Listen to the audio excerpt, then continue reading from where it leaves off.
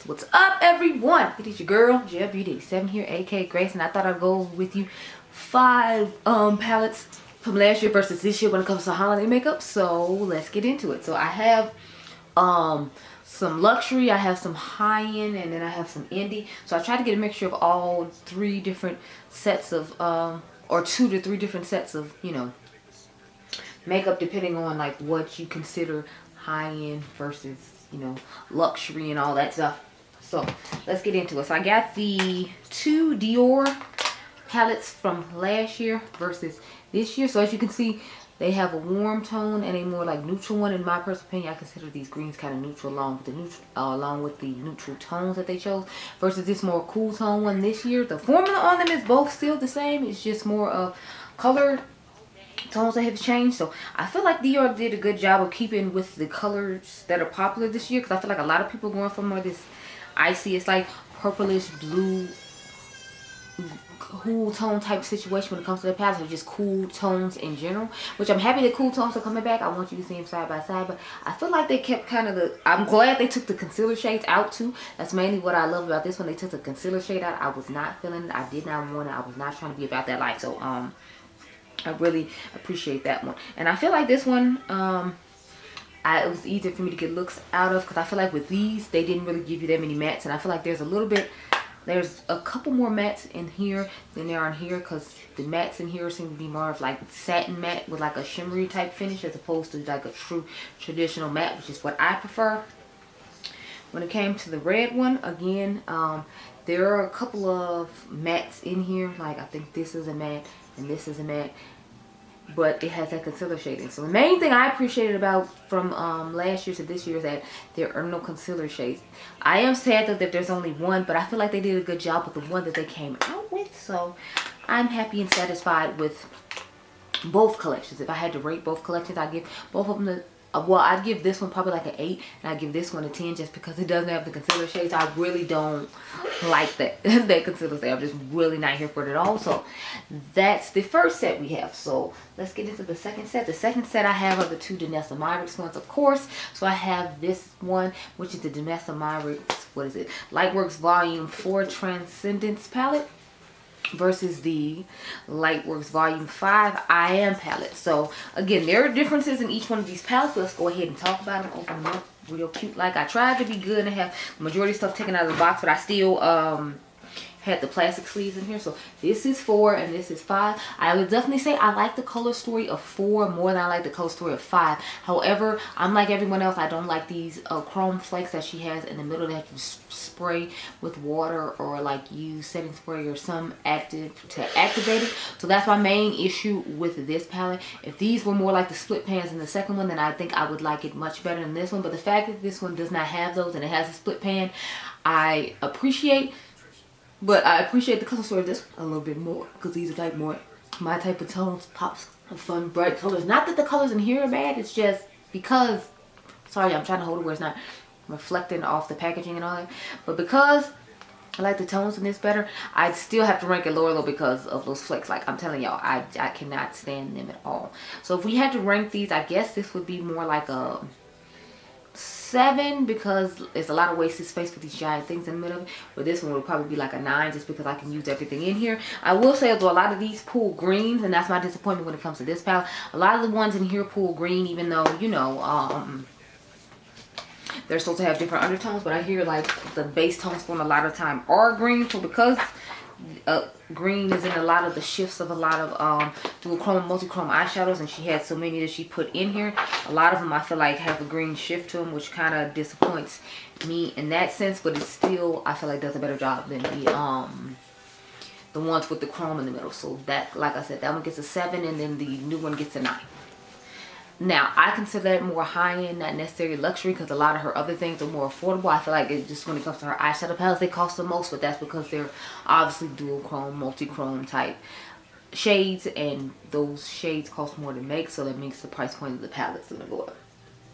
So let's get into a cute little indie situation. So I feel like you should have known this one was coming. So I have the Ensley Christmas collaboration 2022 versus 23. So this is the holiday collection from last year that everybody was obsessed with, wanted so badly, and a lot of people didn't get their hands on, versus the new one right here. So I guess I'll show the ones that I feel like mimic each other the most, even though somewhat these don't. I feel like one of them just supposed to be a lighter version of the other one from the year before. So we're going to put Christmas Eve up against Hey Reindeer. Okay. So here's what both of them look like. I don't necessarily feel like these are similar by any means, but the Merry Christmas one looks more like the Snow Dream, so that's why I had to pair this one with this one. But I like Hey Reindeer from this year's collection, and I like Merry Christmas from last year's collection. So both of these I would actually go ahead and give it 10 because I feel like they both do a good job, and both the formulas are really nice. I think the formula on this one is nicer than this one, so if anything I'd give this one a 9 and give this one a 10, just because the formula is 10 out of 10 in this one. I feel like the formula isn't as great in this one, but that could be because of the pastel shades that are going on in here versus, you know, there just being more tones that work better for my skin tone than this one. But this one of the two new ones is the one that works best for some of my skin tones, so that's why I'm giving it a higher ranking. Y'all, the battery didn't start blinking because I've been sitting here for so long talking so much. So let me go ahead and get a new one, and then we'll move on to the second set, which is Snow Dream and Merry Christmas. On to the Merry Christmas and the Snow Dream. As you can see, to me the Snow Dream is a pastel lighter version of the Merry Christmas for people of a lighter skin tone who don't necessarily like to have to use light hand to blend. That's how I've always thought of this palette. It does look similar to another palette in my collection. I gave y'all a video comparing it already though, so we don't really need to get into that. But if I had to choose between these, I would definitely have to put the Snow Dream much lower than the Merry Christmas, but obviously because I have a deeper skin tone, the Merry Christmas works better for me than the Snow Dream. I wasn't crazy about the Snow Dream, but I was surprised that the frankincense shade worked for me because I've heard so many people say they didn't like it. So I would give this palette a 7, and of course I would give my Merry Christmas a 10 because I feel like it does a great job. It's just the color story of this to me isn't really that cohesive. So that's why I personally would prefer not to, you know, have the have this. Like, I ended up buying it because I wanted to try the Halo shade, and I feel like they put that shade in this palette in particular on purpose because they knew that the color story might not necessarily be appealing to people of a deeper skin tone like myself, but they'd be willing to get it to try out the new formula or the hollow shade that they had put in that palette. So we're almost at the end, y'all. I swear I got 2 more, and they're both like considered luxury, or at least I consider Huda Beauty luxury. So next, of course, we have the Empowered palette versus the Pretty Grunge palette. So show both of these. It's hard to show my Empowered palette because y'all remember when my shade showed up broken, but my Pretty Grunge palette is fine. Now, both of them look like, I feel like she just did a warm tone neutral one year and a cool tone neutral the next year. So I don't really see too much difference when it comes to these, other than one is warm tone and one is cool tone. I'm not really crazy about warm tone, so obviously the Pretty Grunge palette is more of my alley. Plus, I feel like the Pretty Grunge palette would pair nicely with my Rose Quartz. That's another one of my favorites from Huda Beauty. I feel like this one would pair nice with the Naughty Nudes, but again, it's like there's a whole bunch of neutral going on. I want to see her do something that's not neutral in a bigger pan again, like she did with, what was it, Mercury Retrograde, because I'm not feeling all the neutralness of this all. But the performance of her palettes is always nice, which is why I always go ahead and get them. But neither one of these color stories is something I'm gonna reach for more often. Obviously, I would still pick Pretty Grunge over Empowered just because I like cool tones. We all know this. But when it comes to the formula of these, I'd give both of them a 10. When it comes to the color story, I'd give them both a 7, just because at the end of the day, it's neutrals, and we know your girl don't really go for neutrals. So I mean, although I have both of them and the quality of both of them is fine, I'm just not gonna reach for them that often because, you know, Rose Quartz exists. Now let's get into these Mother palette. So remember, like, she had the little quads, the quints come out last year with the giant Celestial Nirvana palette. So I figured we could talk about both of these. So I'm gonna pull the most 2 neutral ones to go with these. I just brought all 4 of them with me because, you know, I was like, we just go ahead and do all 4. Which one is this? I don't need the Lunar Nightshade, and I don't need I think I do need this one.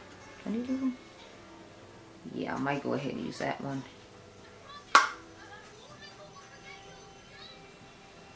Let me see.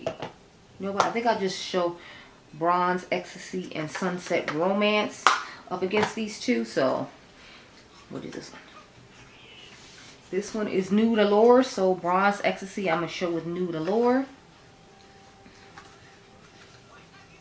So here's what both of them look like. Side by side. Oh, was I supposed to show? No, I was supposed to show Sunset Romance with this one. I'm sorry. Bronze Lure supposed to go with the other one. So Sunset Romance and Nude Allure, this is what they look like side by side. I feel like they look somewhat similar. This one gives a more corally vibe and this one gives a more mauve tone vibe, but they're both giving pretty much the same thing. When it comes to these, I was never necessarily crazy about the formula of these palettes. I know a lot of people said they liked it. I wasn't that crazy about it. There's a couple of them I like depending on like what colors in it and what formula they use, but I don't know. With these, I guess I give it like a 6 or 7 just because I don't think these are that great compared to the other stuff that Pat McGrath has to offer. So both of them getting the same grade for me, which is what did I say, a 6, which isn't that great considering, you know, like the price Pat McGrath charges. Now we're gonna put Bronze Ecstasy up against Bronze Bliss.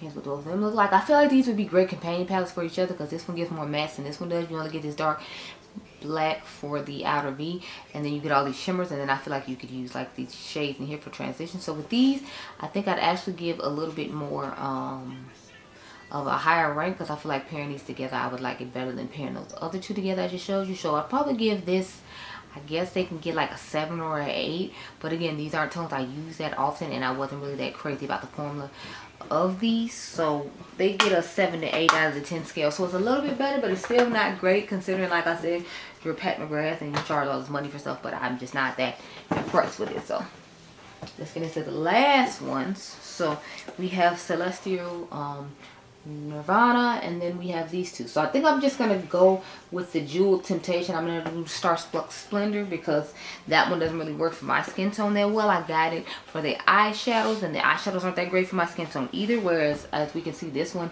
is more of my skin tone, and this one actually is really similar to what is Celestial,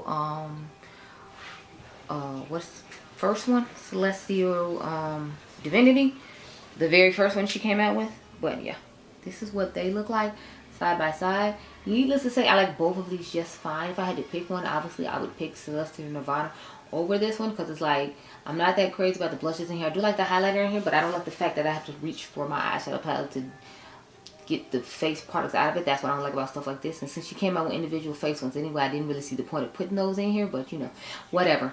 And then with this one, obviously this is the most colorful mattes the mother has ever given us, so obviously I would pick Celestial Nirvana over this just for that reason. Not that either one of them is bad, because both of them are fine quality. It's just I like the more colorfulness in here. Now with both these, this one will get a 10 and this one gets an 8 just because, like I said, I don't like I have to reach for separate stuff, and plus this blush doesn't work for me, and I'm like, for the price of this, I feel like everything in here should work for me. So the fact this blush doesn't work for me is why it gets an 8 as opposed to a 10. With this face palette, I'll give y'all a ranking on this one, but it's not based upon quality. Obviously, it's based upon colors. Like the eyeshadow colors in here are okay. Some of the transition shades are a little too light for me, and then like I think this is the blush that doesn't work for me. The Coral Cosmos I can make work, but I feel like this one's just a little bit too light. So this one will probably get a 7 for me. So this one gets a 7. The Jewel Temptation gets an 8, and then of course my Celestial Nirvana gets a 10 just because mother finally put some, you know, color in these palettes. So I want you all to see the differences in the brands, or sometimes the lack thereof, when it came to their creativity, when it came to their holiday collections, especially with Huda, because it's like, girl, really? You just made a cool tone neutral palette as opposed to a warm tone neutral palette. I'm not supposed to notice that. Who didn't notice that? But anyway, I had fun talking about these with you. I hope you had fun listening about them. Comment down below and tell me which one you thought was the most stark when it came to difference, because I feel like some of them were somewhat stark in difference. Like I feel like the Old and Side one is a perfect example of a stark difference between them, where some of the other ones just stuck to what they knew and what they knew would sell, and what I feel like they thought we expected them to come out with in order to get our coins. So comment down below and tell me all that, because I'm interested in what you have to say and how if you think I ranked them fairly or not. But I hope you all enjoyed this video. Remember, you all are diamonds. Don't forget to subscribe, and I'll catch you guys in the next one. Be blessed, girl. Bye.